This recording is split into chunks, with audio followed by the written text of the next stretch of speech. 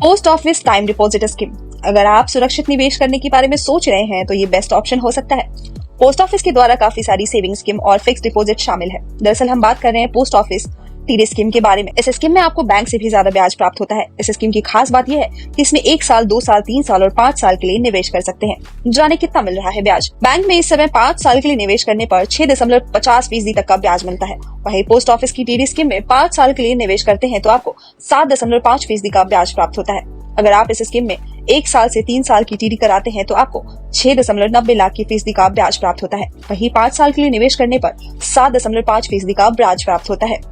दोगुना मिलता है पैसा। आपको बता दें, टीडी स्कीम में यदि आप रेगुलर निवेश करते हैं तो आपको 7.5% की दर से रिटर्न प्राप्त होता है। वहीं आप दोगुना पैसा प्राप्त करना चाहते हैं तो करीब 114 महीने यानी कि 9 साल 6 महीने तक के लिए निवेश करना होगा।